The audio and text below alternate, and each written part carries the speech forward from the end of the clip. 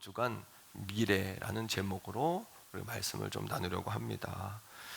한번 따라합니다. 자녀 세대의 신앙을 계승하는 교회. 여러분 유럽에 가보면 이렇게 눈을 뜨면 가장 높은 건물은 교회입니다. 가장 고풍스럽고 오래된 건물은 교회고, 가장 큰 건물은 교회고, 그 도시의 가장 중심에 있는 건물은 교회입니다. 유럽의 문화와 기독교의 이 교회는 떼려야 뗄 수가 없는 그런 상황이고요. 그래서 우스갯소리로 유럽에서는 500년 이하 된 교회는 교회로 취급할 수 없다, 이런 우스갯소리가 있어요. 그러니까 500년도 안 된 교회는 교회도 아니야, 뭐 이런 얘기를 하는 거죠. 실제로 150년 전만 해도 영국에서의 부흥의 역사가 일어났거든요. 불이 붙어서 이것이 이제 인도 지역에 불을 붙였고요, 아시아 지역에 이 불이 미국으로 또 넘어갔고, 또 이 불이 또 한국으로 조선 땅으로 들어왔고, 우리 이 불이 또 만주로 건너가고, 이렇게 모든 기독교에 불을 붙였던, 선교사님들을 파송하고 불을 붙였던 지역이 유럽입니다. 근데 지금 유럽 교회는 어떤 상황이냐 하면 거의 문을 닫기 직전이에요. 심지어 1980년부터 영국이라는 나라 하나만 봐도 기독교 국가 아닙니까? 40년 동안 9,000개의 교회가 문을 닫았어요. 교회 건물이 없어진 것이 아니라 교회는 있지만 그 가운데 80% 이상은 서점이 되거나 카페가 되거나, 또는 이슬람 사원이 되거나, 또는 술집이 되거나 나이트클럽이 되거나, 이렇게 교회들이 바뀌어 버렸어요. 심지어 어떤 교회는 서커스 학교에 팔렸는데, 그 이유는 성전의 고가 높으니까 거기에서 그네를 탈 수 있는 그런 최적화된 환경이 돼버리니까 서커스 공연장이 되기도 하고 서커스 학교에 팔리기도 했습니다. 유럽만 그런 것이 아니라 오늘날의 미국도 그렇죠. 미국의 어떤 교회에서는 목사님이 말씀의 강단에서 사람은 남자와 여자가 있다, 이렇게 말한 것 때문에 소송을 당했어요. 소송한 사람들의 그 소송의 이유는 뭐냐 하면, 아니다, 사람은 남자와 여자가 있는 것이 아니라 남자와 여자와 남자 여자가 있다. 남자 안에 여자, 여자 안에 남자, 동성을 이야기하는 거겠죠. 이렇게 이야기하는 것 때문에 소송을 당했습니다. 영적인 많은 공격이 있는 거죠. 여러분, 미래 교회학자 가운데 레너드 스위트라는 분이 있어요. 이분이 교회를 4단계로 분류했습니다. 교회의 발전 단계인데요. 첫째는 사명에 충실한 교회. 따라합니다. 사명에 충실한 교회. 이건 교회를 향한 이야기일 뿐만 아니라 저와 여러분들의 신앙 상태를 이야기하기도 합니다. 이 교회는 예배에 집중하고 이웃사랑과 하나님 사랑을 실천하고, 또 세계선교의 중심이 돼서 사명에 의해서 가는 교회, 이런 교회죠. 두 번째는 따라합니다. 목회 중심적 교회. 목회 중심적 교회는 사명과 목회 중심적 교회까지 그래도 괜찮죠. 사람들을 돌보기 위해서 조직과 행정이 중요해진 교회, 이런 교회를 목회 중심적인 교회다, 이렇게 이야기하고요. 세 번째는 한번 따라합니다. 현상 유지적 교회. 그러니까 현상 유지, 새로운 어떤 도전이나 새로운 시도에 관해서는 두려움을 갖습니다. 그리고 지금이 좋사오니, 그리고 우리가 늘 하는 이야기는 옛날이 좋사오니. 혹시 사진 전시한 거 보고 옛날이 좋았다 이렇게 느끼는 건 감정이지, 옛날보다는 지금이 더 좋습니다. 그리고 내일은 더 좋을 겁니다. 그건 그냥 추억일 뿐이죠. 과거에 머물기를 원하는 그런 습관들이 있는 거죠. 여러분, 극한 직업이라는 영화 혹시 보셨나요? 극한 직업이라는 영화가 있어요. 그 영화가 이제 마약 집단을 잡기 위해서 길 건너에 잠복 근무를 하는데, 잠복 근무를 하면 노출이 되니까 치킨집을 하나 얻습니다. 치킨집을 얻어가지고 범인들을 잡기 위해서 그걸 주목하고 이제 보는 거죠. 그런데 사람들이 뭐 하는 거예요? 치킨집이니까 치킨을 사러 오는 거예요. 그 안에 잠복하고 있던 형사들이 처음에 프라이드도 튀길 수 없어서 막 곤란한 상황을 막 겪어요. 그러다가 겨우 프라이드를 마스터하는 거예요.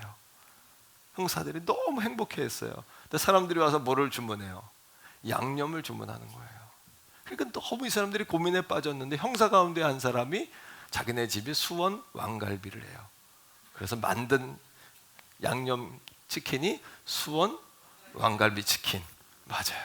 장사가 너무 잘 되는 거예요. 그들의 본업은 뭐였어요? 길 건너 누구를 감시하는 거예요? 마약범들을 감시하는 거예요. 근데 세월이 지날수록 그들의 본업은 뭐가 됐어요? 아웃사이더가 됐고, 그들의 본업은 뭐가 됐습니까? 수원 왕갈비 통닭을 만드는 것이 본업이 된 거예요. 그때 한 형사가 이렇게 독백을 합니다. 우리가 닭을 잡을 것인가? 범인을 잡을 것인가? 오늘날의 한국 교회도 이런 고민을 하게 됐어요. 우리가 말씀에 전념할 것인가? 아니면 본질에 집중할 것인가? 아니면 닭을 튀길 것인가? 닭을 잡을 것인가? 네 번째입니다. 한번 따라합니다. 박물관 교회. 이 교회는 말 그대로 굳어진 교회입니다. 근데 구경하기는 좋고 모양은 교회인데 그 속에 들어가 보면 교회는 이미 잠든 교회가 돼버린 거죠. 불이 꺼진 교회가 된 거죠. 유럽의 교회가 왜 불이 꺼졌을까요? 미국의 교회들이 왜 그런 영적인 공격을 받을까요? 세 가지입니다. 말씀의 능력이 사라졌습니다. 예배로 충분하지가 않아졌어요. 닭을 잡을 것인가? 범인을 잡을 것인가? 법인 잡는 것은 뒷전이고 닭 잡는 일에 열심을 다하기 시작한 것이죠. 그리고 가장 중요한 것은 성령의 불이 꺼진 겁니다. 자, 그렇다면 우리 교회는 어느 지점에 와 있을까요? 우리 교회, 뭐 한국 교회, 이웃 교회 말할 거 없죠. 우리 교회는 어느 지점에 와 있냔 말이죠. 여러분, 기윤실이라는 기관에서 기독교윤리실천협회라는 기윤실에서 조사를 했어요. 한국 교회 기독교인들을 얼마나 신뢰하냐. 5가지 항목입니다. 나는 그들을 신뢰한다. 1번. 2번. 나는 조금 신뢰한다. 3번. 관심 없다. 4번. 나는 불신한다. 5번. 나는 절대적으로 불신한다. 여러분, 놀라운 결과가 나왔습니다. 코로나 이전에 62%가 뭐라고 대답했냐 하면 나는 한국교회 기독교인들을 불신한다. 이쪽 그룹으로 치우친 답이 나왔어요. 코로나 이후에 어떤 답이 나왔을까요? 몇 프로쯤 됐을까요? 한국교회 기독교인들을 신뢰하지 않는다. 물론 기독교인들은 우리가 교회가 생긴 이후로 그렇게 환영받아 본 적은 없습니다. 교회가 세상 사람들의 입맛에 맞는 교회가 꼭 돼야 되는 것도 아닙니다. 하지만 그 소리에 귀는 기울여야 합니다.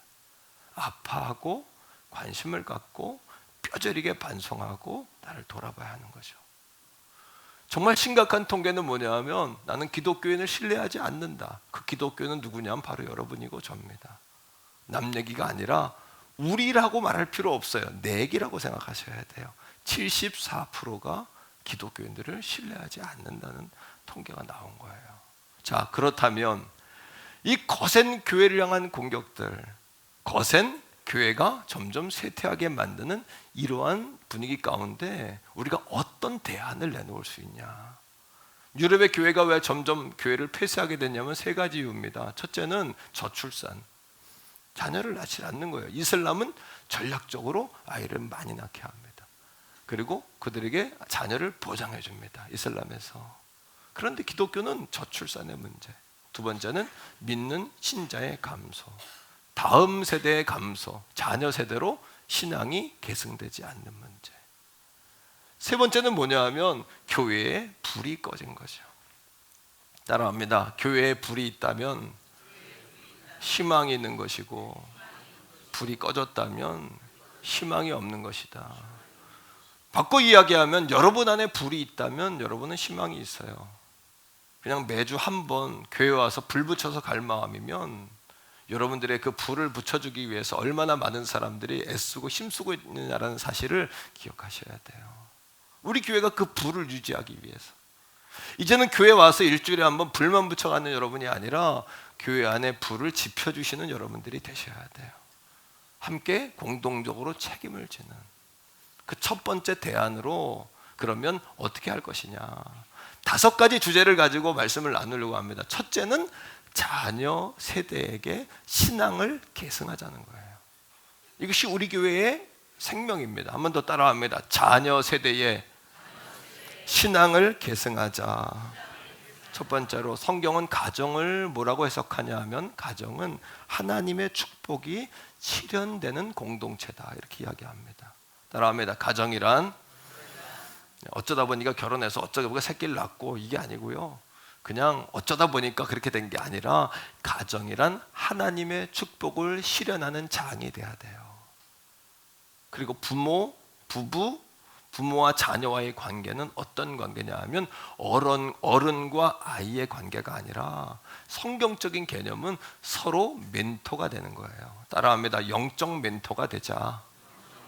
영적 멘토란 누구냐 하면 서로 응원해 주는 관계, 서로 지지해 주는 관계, 서로 이끌어 주는 관계, 보호하는 관계, 깨닫게 해주는 관계.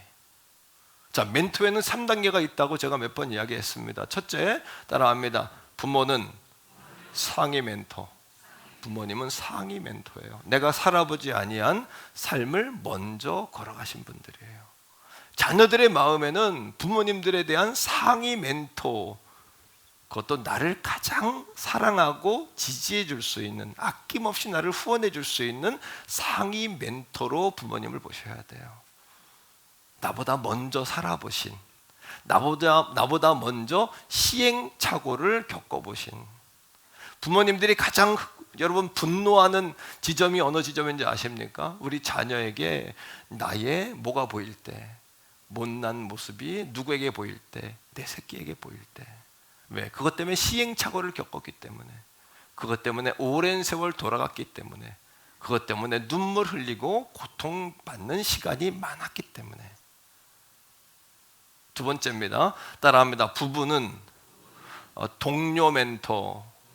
부부는 동료 멘토가 돼야 돼요. 돕는 배필이 되셔야 돼요.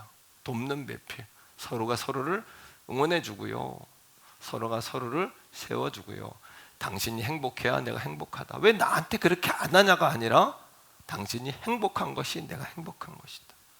내가 왕 대접을 받으려면 상대방을 뭐 취급해야 돼요? 상대방을 왕비로 취급해 줘야죠. 아내된 자를 왕비로 취급을 해줘야죠. 아내된 분들도 왕비 대접 받고 싶다면 남편을 뭘로 취급하셔야 돼요?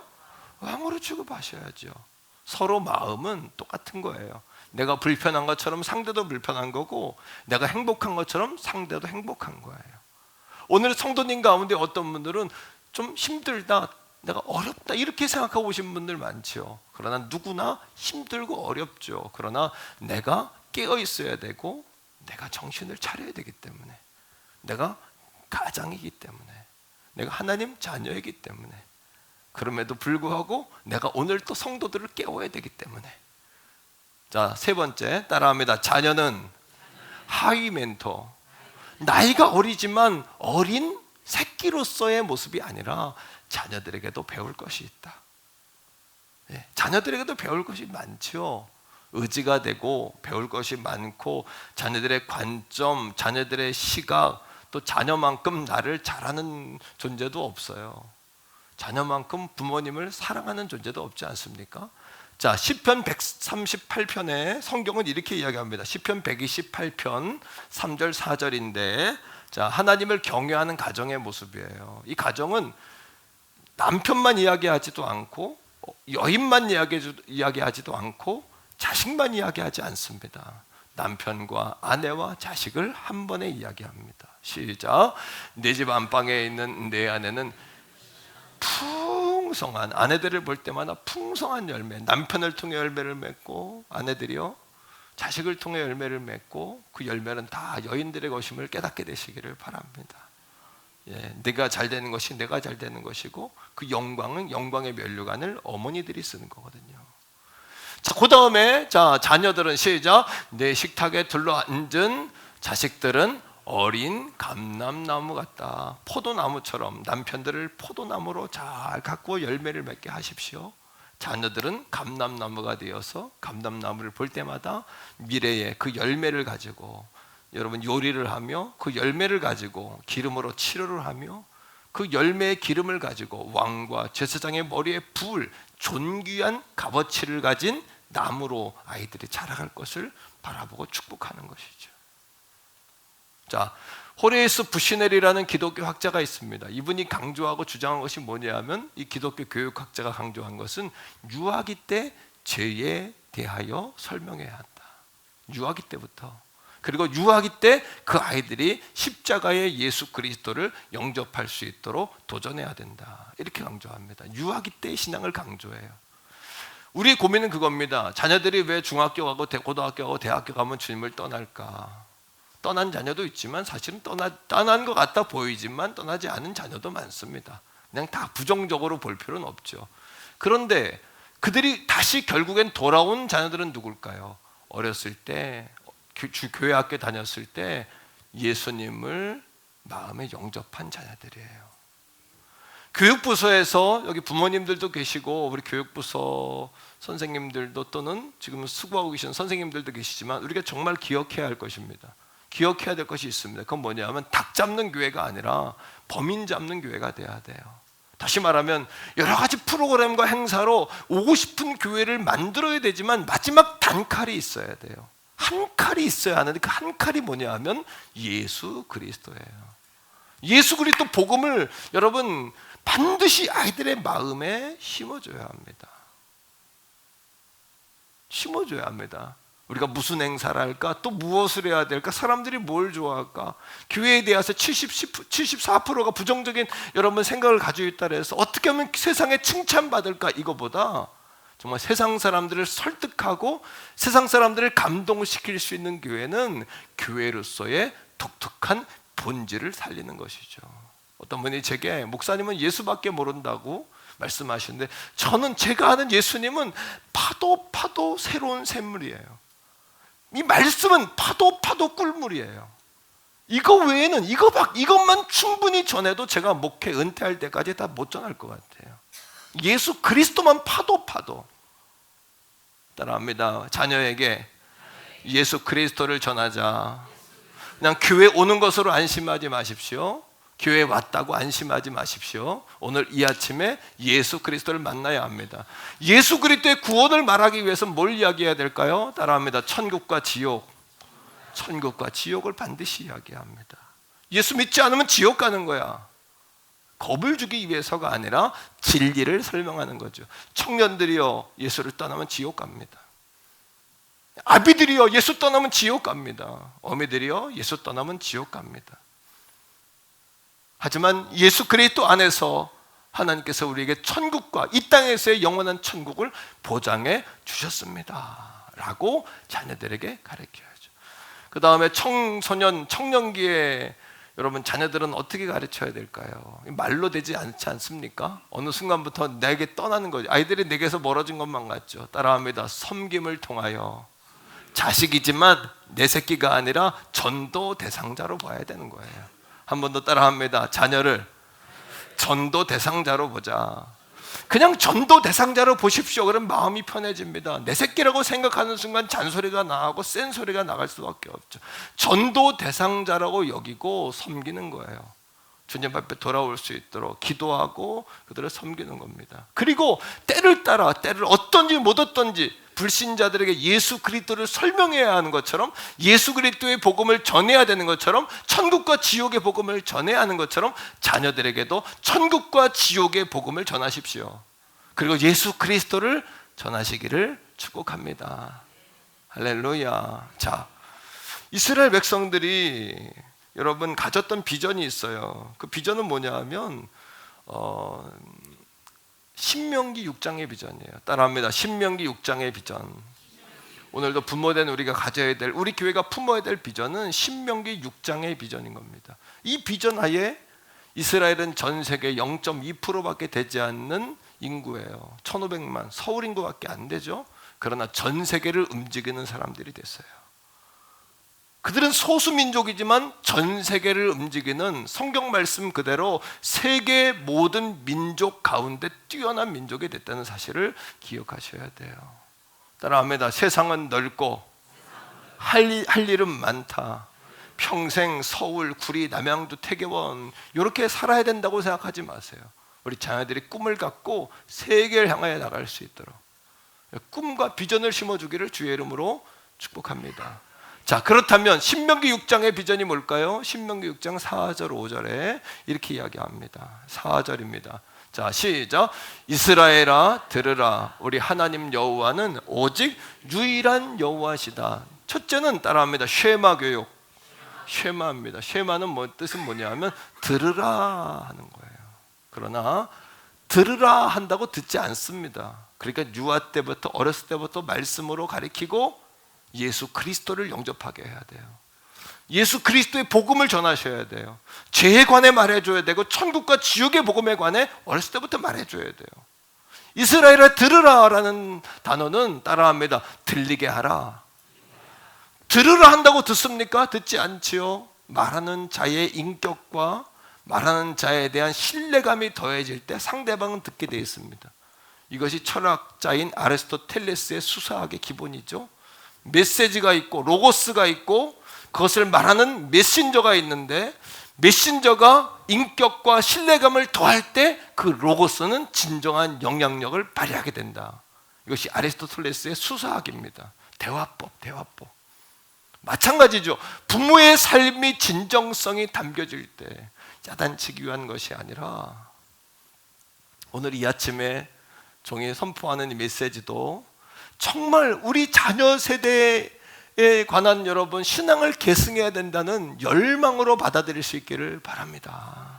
아픈 손가락을 건드리고 아픈 것을 터치하는 말씀이 아니라 함께 기도하고 함께 힘을 모으고 함께 지혜를 다해서 다음 세대로 신앙을 계승해야 된다는 이야기죠. 자, 그렇다면 뭐를 가르쳐야 될까요? 핵심 주제는 이거예요. 따라합니다. 하나님은 유일신이시다. 하나님은 유일신이죠. 우리 자녀들이 종종 부모님들에게 이야기하는 것이 있어. 엄마 증명해봐 이렇게 아이들 이야기하죠. 그러면 그때 그렇게 이야기하는 겁니다. 너 네 여자친구 사랑하니 안 사랑하니? 너 네 자식 사랑하니 안 사랑하니? 사랑하죠. 사랑이 보이냐? 아니요. 근데 어떻게 하냐? 마음으로 느끼는 거죠. 하나님 눈에 안 보이지만 마음으로 엄마는 느껴진다. 엄마의 하나님을 사랑한 믿음을 네가 인정하지 않는다면 네가 네 자식 사랑하는 그 사랑 인정할 수 없지 않니? 여러분 강하고 담대하시기를 축복합니다. 어떻게 가르쳐야 될까요? 5절이에요. 다 같이 읽습니다. 5절이요. 시작. 너는 마음, 지, 정, 의, 감정, 의지. 그 다음에 시작. 뜻, 그 사람의 비전, 꿈과 비전과 소망. 그 다음에요. 힘, 그 사람의 재능과 은사와 달란트와 지식과 능력. 이것을 다하여 어떻게 하라고요? 너희 하나님 여호와를 사랑하라. 그런데 이 쉐마 교육의 핵심은 뭐냐 하면 우선순위는 자녀가 아니라 부모예요. 우선순위는 자녀가 아니라 부모라는 사실을 기억하셔야 돼요.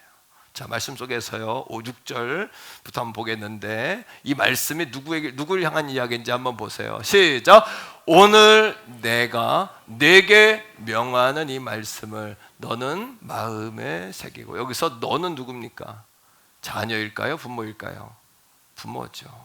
오늘 우리 교회를 향하여 하나님이 이 말씀을 전하신다고 생각해요. 이 말, 세상 사람들이 잘못됐다, 교회를 그렇게 보는 사람이 잘못된 거지 이게 아니라 오늘 그런 메시지를 들을 때 우리는 우리 자신들을 돌아봐야 된다는 거예요. 우리 자신들을 돌아봐야 된다는 거예요. 우리가 세상의 입맛에 딱 맞는 교회를 만들 필요는 없어요. 하지만 그 소리에 귀는 기울여야 된다는 거죠. 그리고 자신을 각성하고 변화하려고 우리가 몸부림을 쳐야 된다는 거예요. 이것이 이번 5주간의 메시지의 핵심이에요. 어떻게 할 것이냐? 그러면 어떻게 할 것이냐? 자, 7절입니다. 7절 시작. 내 자녀에게 부지런히 가르치며 집에 앉았을 때든지 길을 갈 때든지 누워있을 때든지 일어날 때든지 이 말씀을 강론하라. 강론이라는 것은 뭐냐 하면 학문 쪽으로 가르치라는 이야기예요. 그럼 제가 설교 말씀에 꼭 빼놓지 않는 건 캐리그마입니다. 캐리그마 뭐냐면 복음이에요. 설교 말씀에 복음을 빼면 안 돼요. 예수 그리스도를 빼면 안 돼요. 그건 설교가 아닙니다. 여러분, 그건 세미나입니다. 그러나 캐리그만 들어갔을 때는 것이 아니라 하나님의 말씀인 디다케가 하나가 돼야 돼요. 저도 말씀을 가르칠 때 감정과 감성에 호소하기보다도 진리와 복음으로 여러분들을 이끌어내서 복음으로 호소하는 설교를 하려고 노력을 합니다. 그러니 여러분, 이 설교 말씀을 들을 때 은혜 받았다, 오늘 마음이 좋았어, 이건 이 감성에서 끝날 것이 아니라 이 말씀을 머릿속에 집어넣으셔야 돼요. 그리고 강론이라는 것은 따라합니다. 학문적으로 설명하여 알게 하다. 여러분들이 학문적으로 이 말씀을 메모하고 머릿속에 넣고 또 주중에 반복해서 이 말씀을 들어서 이 말씀, 신명기 6장의 쉐마 교육의 비전이, 쉐마는 들으라, 자녀들에게 들어라 명령한 줄 알았더니 그게 아니라 들리게 하라 였다는 거. 나를 통해 들리게 하라 했다는 사실을 다시 보게 된다면 그것이 은혜를 받은 거죠. 오늘 여러분의 아픈 손가락이 떠오른다면 그것이 은혜를 받은 거죠. 내가 기도해야 되겠구나, 새로운 결심이 생긴다면 그것이 은혜를 받은 거죠. 가슴 짠하고 돌아가고 눈물 흘리고 돌아가는 것의 끝이 아니라 그 단계까지 가셔야 한다는 거예요. 계속해서 읽습니다. 8절이에요. 자, 그 다음에 부모에게 이렇게 이야기합니다. 시작. 너는 또 그것을 내 손목에 띠로 맵니다. 손가락 사이를 껴가지고 띠를 맵니다. 요즘에 멋을 부리기 위해서 그렇게 하는데 하나님 말씀을 적은 띠를 손에 매게 해요. 자녀들에게 보여주는 거예요. 성경은 그리스도인을 따라합니다. 그리스도의 향기다. 우리 향기라고 이야기하죠. 한 번 더, 그리스도의 편지다. 우리를 등대라고 이야기하고 빛이라고 이야기하고 소금이라고 이야기하고 우리에 관하여 그렇게 이야기합니다. 우리의 삶을 통해 설득력을 주라는 거죠. 자녀를 내 새끼라고 보는 순간에 감정이 상해요. 왜? 나의 못난 부분이 자녀에게 보여질 때 특히. 그러나 자녀를 전도 대상자로 보는 거예요. 천국으로 인도할 대상으로 보는 거예요. 그리고 우리 교회가 힘을 합쳐서 다음 세대, 우리 유아, 어린이, 청소년, 청년, 대학, 그리고 우리 성인 가운데도 주 앞에 돌아오지 않은 성도들을 어떻게 하면 주님 앞에 돌아오게 할 것인가? 이웃 초청, 그 이전에 가족 구원의 대행진이 우리 교회에서 펼쳐질 수 있도록 힘쓰고 애쓰는 이런 거룩한 운동을 펼쳐야 할 줄로 믿습니다. 이것이 필요한 것이죠. 우리에게 손목에 메고, 그 다음에 시작. 내 미간에 붙여, 머릿속에다가 이마에다가 이렇게 박스 상자를 붙여서 하나님 말씀을 넣습니다. 신명기 6장 4절. 하나님 들으라. 하나님은 여호와 하나님은 유일한 하나님이시다. 마음을 다하고 뜻을 다하고 힘을 다해 하나님을 섬겨라. 사랑해라. 말씀을 여기 넣습니다. 그 다음에요. 시작. 너는 또 그것을, 그 다음 줄이요. 그 다음을 넘겨주세요. 또 내 집 문지방과 어디에? 바깥문에 이름표 붙이듯이, 명패가 아니라 칼집 같은 한 뼘만한 만년필 통처럼 만들어가지고 뚜껑을 열어서 그 안에 신명기 6장 4절 5절의 말씀을 끼워 넣는 거예요. 부모를 통해 말씀이 보여지고 눈만 뜨면 말씀이 보여질 수 있도록 거룩하게 아이들의 마음에 말씀을 각인시키는 거예요. 할렐루야. 우리 옆에 있는 분들에게 한번 축복하며 한번 우리 격려합시다. 당신은 하나님의 존귀한 존재입니다. 시작. 당신은 하나님의 존귀한 사람입니다. 한 번 더요. 하나님의 가능성입니다. 이러한 신명기 6장의 비전을 우리 교회가 이뤄낼 수 있기를 소원합니다. 이 사명을 우리 교회가 뚫어내야죠. 자, 이 사명을 이루어낸 어머니가 있어요. 그 어머니 이야기를 하고 말씀을 맺히려고 그래요. 그 어머니의 이름은 유니게라는 여인이었어요. 이 D6, 신명기 6장의 비전을 이뤄낸 어머니. 여러분, 168대 1이라는 법칙이 있어요. 하루 24시간, 일주일이면 168시간입니다. 그런데 여러분, 교회에 있는 그 아이들이 교회에 168시간 가운데 몇 시간쯤 교회에 있을까요? 많아야 2시간이죠. 근데 부모님들은 2시간 아이가 교회 간 것으로 안심을 하는 거예요. 그러나 가정에 있는 시간은 몇 시간입니까? 80시간에서 100시간을 아이들이 교회에 있습니다. 신앙교육은 어디서 이루어져야 되죠? 교회에서 힘을 얻었다면 여러분들의 가정에 돌아가 부모는 목회자가 되셔야 되고, 때로는 부모는 교사가 되셔야 되고, 자녀들을 위해 울고 기도할 수 있는 영적인 멘토가 되셔야 되는 거죠. 자, 이 유니게의 가정을 설명하는 말씀이 있어요. 사도행전 16장 1절이에요. 유니게의 아들이 디모데입니다. 시작. 바울이 더베와 루스드라에도 이름에, 자, 더베와 루스드라는 터키 중부 지역입니다. 그 다음에 거기 디모데라 하는 제자가 있으니, 디모데라고 하는 하나님의 사람이 있는 걸 바울이 이미 알고 있는 거예요. 그 다음에 그 어머니는 믿는 유대 여자입니다. 아버지는 헬라인입니다. 혼혈 가정이에요. 유대인들은 결코 이방 사람과 결혼하지 않습니다. 그죠? 남자도 그렇지만 여성도 마찬가지예요. 그러나 여성이 이방의 남자랑 결혼했다는 것은 사연이 있는 여자란 얘기예요. 물질적인 어려움, 가장 큰 거는 물질적인 어려움이었을 겁니다. 왜 그들의 부모가 이스라엘을 놔두고 그 어머니까지도, 유니게의 어머니 로이스까지도 왜 이방 나라가 살았을까요? 그들은 떠돌이와 같은 가난한 사람들이었던 거예요. 하층민들이었던 거예요. 그러나 여러분, 아버지는 헬라인이었고 어머니는 유대인이었어요. 혼혈 가정. 영적으로도 가난했고 물질적으로도 가난한 가정이었어요. 자, 믿음의 여인들이라는 책에서 디모데의 가정을 이렇게 설명합니다. 디모데의 아버지는 디모데가 어린 시절 죽었을 것이다. 그래서 어머니 유니게는 돈을 벌어야 했기에, 지금도 여자분들이 돈을 버는 것은 쉽지 않아요. 많이 달라졌지만 2000년 전에 여자들이 돈을 벌러 밖에 나갔다는 것은 너무도 어려운 생활을 했다는 거예요. 먹고 살 수가 없는 가정이었다는 거예요. 자, 그 책에서는 이렇게 이야기해요. 유니게는 돈을 벌어야 했기 때문에 그의 양육은 외할머니 로이스에게로 돌아갔다. 그러나 사랑하는 성도 여러분, 어려운 상황이지만 우리가 포기하지 말아야 될 것이 있습니다. 유니게가 포기하지 않은 것이 있어요. 그게 무엇이냐면 자녀였어요. 우리 한번 따라합니다. 자녀는 포기의 대상이 아니다. 결코 자녀를 포기하시면 안 돼요. 방치해버리면 안 돼요. 성경은 자녀는 하나님의 기업이라고 이야기해요. 하나님께 소유된 기업, 매니지먼트, 관리하고 가꾸고 다루어야 돼요. 이것이 여러분 기업이라는 의미의 뜻입니다. 자, 말씀 속에 디모데후서 1장 5절. 디모데후서 1장 5절이에요. 첫째는 믿음의 대를 이어가게 했어요. 어려운 상황이지만 시작. 이는 내 속에 거짓이 없는 믿음이 있음을 생각함이라. 이 믿음은 먼저 내 외할머니 로이스와 내 어머니 유니게 속에 있더니 그 다음 내 속에도 있는 줄을 확신하노라. 아버지는 이미 돌아가셨어요. 외할머니에게 컸어요. 외할머니 로이스와 어머니 유니게와 그 다음은 내 속에 신앙이 계승되도록 어머니가 힘썼어요.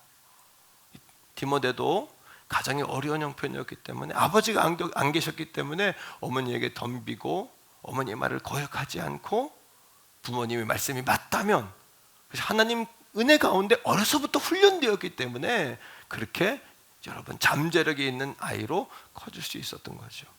그리고 디모데라는 이름의 뜻은 뭐냐 하면 하나님께 사랑을 입은 자라는 의미예요. 따라합니다. 하나님께 사랑받는 자. 그 아이의 이름이에요. 하나님께 사랑받는 자. 여러분들이 처음 자녀를 낳았을 때 지었던 그 이름의 의미를 잊지 마세요. 자녀를 축복하며 지었던 그 이름의 의미들, 찬송하는 자, 하나님 사랑하는 자, 예배하는 자, 충성하는 자, 전도하는 자, 하나님께 복을 받는 자, 그러한 이름을 지었던 그 이름의 의미를 잊지 마세요.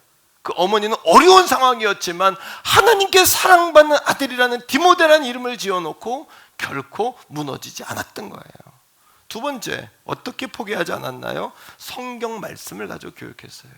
디모데후서 3장 15절입니다. 같이 읽습니다. 시작.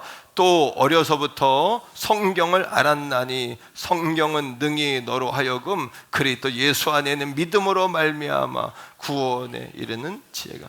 어려서부터 성경을 알았어요. 여러분, 자녀들에게 하나님 말씀을 암송하게 하세요. 제가 조현병 환자, 헛소리가 들리는, 자기 소리하는 그 이명과 헛소리가 들리는 조현병 환자를 소망의 기도 때 여러분 통화하면서 그분에게 내린 처방이 뭐였냐 하면 하나님의 말씀을 암송하세요. 우리 교회 우울증 환자 있습니까? 하나님의 말씀을 암송하세요. 우리 교회 여러분 감정이 오르락내리락 하는 분 있습니까? 하나님의 말씀을 암송하세요. 하나님의 말씀은 성령의 검이에요. 어둠의 권세, 아까 사탄 마귀를 물리치는 칼과 같은 존재예요. 하나님의 말씀을 암송하세요. 하나님의 말씀을, 어린아이들에게 하나님의 말씀을 암송시키세요. 어린 자녀들에게, 부모인 내가 먼저 하나님의 말씀을 암송하는 거예요. 여러분, 믿음의 여인들이라는 책에서 계속해서 이 유니게에 대해서 이렇게 이야기합니다. 여러분, 외할머니 로이스와 유니게는 절대 타협하지 않았다. 뭐에 대해서? 디모데를 자유롭고 중립적으로 키우자. 그래서 나중에 그가 스스로 결정할 수 있도록 하자. 멸망길로 가는 거죠. 어려서부터 하나님 말씀으로 양육해야죠. 그 다음에 그들은 또한 이렇게 변명도 하지 않았다. 디모데는 아직 어리기 때문에 나중에 알아들을 수 있을 때 그를 말씀으로 양육하는 일을 시작하자. 하지만 유니게와 로이스는 단호했어요. 어떻게? 어려서부터 성경으로 그들을 가르쳤다는 거예요. 우리 태교원 성결교회가 여러분 다시 말씀 암송과 말씀으로 우리 부모 세대가, 우리 성도들이 돌아갈 수 있기를 주의 이름으로 축복합니다. 결론이에요. 마침내 디모데가 어떤 자녀가 되었을까요? 좋은 귀한 자녀가 되었어요. 따라합니다. 사랑받고 인정받고 쓰임받았다. 이게 존귀한 겁니다. 사람은 사랑받지 못하면 자기 존재감이 무너져요. 또 사람들에게 인정받지 못하면 우울해지고 굉장히 비참해져요. 그리고 쓰임받지 못한 인생만큼 불행한 인생도 없어요. 존귀한 인생이 되었어요. 어떻게 할까요? 고린도전서 4장 17절에 바울이 디모데를 고린도 교회의 목회자로 파송을 해요. 그러면서 그에 대한 추천서를 써줍니다. 추천서 내용에 이렇습니다. 추천서 내용을 한번 보세요. 바울이 나를 어떻게 추천하는지 바꿔서 오늘 부모인 여러분을 예수님이 어떻게 추천하실 수 있을까? 한번 생각해 보세요. 그이는 새벽 제단에 나와 날마다 기도하며 때를 얻든지 못 얻든지 주님 앞에 엎드리고 개인이 감당할 수 없는 일일지라도 하나님이 기뻐하는 일이라면 최선을 다하는 사람입니다. 이러한 추천서를 받을 수 있는지, 그 반대 이야기는 안 하겠습니다. 이런 추천서를 나는 받을 수 있을까? 하나님 보실 때 믿을 수 있는 사람이며, 바울이 뭐라고 이야기합니까? 그는 내가 믿을 수 있어. 우리 목사님이 볼 때 나를 믿을 수 있다고 말할 수 있을까? 그 사람은 틀림이 없습니다. 이렇게 추천할 수 있을까? 제게도 직장이나 대학에 나갈 때 성도들이 추천서 받으러 많이 옵니다. 저에게. 자, 바울의 추천서예요. 디모데 향해 이렇게 추천합니다. 시작. 이로 말미암아 내가 주 안에서 내 사랑하고, 그 다음 믿을 만한 아들 디모데를 너희에게 보내었으니 그가 너희로 하여금 그리스도 예수 안에서 나의 행사 곧 내가 각처 각 교회에 가르치는 것을 생각나게 하리라. 내가 사랑하고 믿을 수 있는 자다. 그는 나와 똑같이 너희들에게 할 것이다. 내가 한 것처럼 똑같이 할 수 있는 사람이다. 바울의 추천서예요. 그는 존귀한 사람이 되었어요. 죄송하지만 성도 여러분 한번 따라합니다. 주님 보실 때 한 번 더 내가 예수님이라도 나에게 복을 주실까? 한 번 더 나 같으면 복을 받을까? 한 번 더요. 내가 하나님이라면 나와 같은 사람을 믿을 수 있다고 하실까? 오늘 이 질문은 저를 향한, 목회자인 나를 향한 질문이고 여러분 자신은 여러분 자신을 향한 질문이 되셔야 돼. 끊임없이 예수 믿는다는 게 뭡니까? 내가 죽는 거죠. 예수로 죽고 예수님의 살아계심을 증명하는 것이 예수 믿는 거 아닐까요? 자, 계속해서 말씀을 보겠습니다. 이후에 바울은 에베소 교회에 바울 목사님을 이어서 디모데는 여러분 2대 그 당시에 가장 큰 교회인 가장 많은 그 대도시의 에베소 교회 담임 목회자가 됐어요. 이것이 중요할까요? 그 다음에 디모데는요 사도 요한이 끌려갔던 반모섬으로 여러분 끌고 갔던 도미티아노스라는 로마의 황제에 의해서 순교의 길까지 가는 영광을 얻어요. 스승 바울의 뒤를 이어서 순교의 길까지 기꺼이 그 스승이 간 그 길을 여러분 디모데도 가는 것이에요. 오늘도 야곱의 축복, 디모데의 축복으로 여러분들의 자녀를 축복하십시오.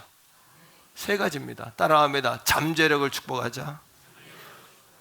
한 번 더요. 존재함으로 감사하자. 세 번째입니다. 하나님께 기도하며 찬양하자. 잠재력을 찬양해야 합니다. 잠재력을 축복하셔야 합니다. 그리고 자녀들을 위해 각 존재하는 이유 때문이라도 감사할 수 있어야 합니다. 성경은 자녀를 양육하는 것을 독수리를 예로 들죠. 신명기 32장에 보면 우리를 눈동자같이 지켜주신다 그랬죠. 그리고 뿐만 아니라 주 날개 아래 품어주신다고 그랬어요. 독수리는 이렇게 여러분 자녀들을 훈련시킵니다. 둥지에 있는 자녀들을 어떻게 합니까? 그 자녀들을 새끼들을 먹이를 먹여요. 그리고 어느 순간에는 물어서 창공으로 끌고 올라가는 거예요. 발버둥치는 새끼를 말입니다. 그럼 과감하게 떨어뜨려 버리는 거예요. 과감하게 떨어뜨리면 이 아이가 한없이 추락합니다. 날개도 달 수 없으니까 그때 어미새가 날아가 그 아이를 받칩니다. 날개로 그 아이를 받쳐 올리는 것이에요. 이걸 계속해서 반복합니다. 하나님의 자녀들을 계속해서 말씀으로 양육하셔야 돼요. 그 아이들이 날아오를 수 있을 때까지 끊임없이 기도하셔야 합니다. 자녀 세대에 여러분 신앙을 계승하는 교회라는 이 놀라운 주제를 우리가 놓쳐서는 안 됩니다. 잃어버려서는 안 될 것입니다. 그리고 마침내 어떻게 해요? 그 아이가 스스로 날아갈 수 있을 때 그 아이들을 향해 박수를 쳐주며 우리가 외쳐야 돼요. 따라합니다. 너의 참 주인이시고 너의 참 부모이신 하나님이 너와 함께 하셔. 이렇게 격려하는 거죠. 우리 교회의 다음 세대가 그렇게 자라갈 수 있기를 축복해요. 자녀 세대가 불과같이 일어날 수 있기를, 독수리 세대가 될 수 있기를 간절히 바랍니다. 그리고 그 자녀들에게 마지막에 이렇게 한번 외치는 거예요. 엄마보다 아빠보다 10배, 100배는 더 멀리 날아야 돼. 더 높이 날아야 돼. 그리고 더 멀리 가야 돼. 우리 한번 선포합시다. 아빠보다 엄마보다 10배, 100배 더 높이 날아올라야 돼. 더 높이 올라가야 돼. 더 멀리. 그리고 여러분 세상은 넓고 할 일은 많단 말이에요. 여러분이 있는 바운더리에 있는 것이 아니라 넓은 세상을 향해서 날아오르는 거예요. 여러분 자녀들이, 손주들이 그렇게 넓은 세상을 향해 날개를 펴고 오늘이 아니라 내일과 영혼을 바라보고 달려갈 수 있도록 우리 자녀 세대에게 꿈을 심어주고 신앙을 계승할 수 있는 우리 교회가 될 수 있기를 간절히 축복합니다. 이 시간 다시 한번 기도합니다. 이 시간 기도할 때에 주여 한번 부르고 하나님 이렇게 자녀들에게 신앙을 계승하는 우리 교회가 되게 해달라고, 그런 사명을 감당하는 교회가 되게 해달라고, 미래 교회를 준비하는, 내일을 준비하는 교회가 되게 해달라고 우리 주여 한번 부르고 기도합니다. 주여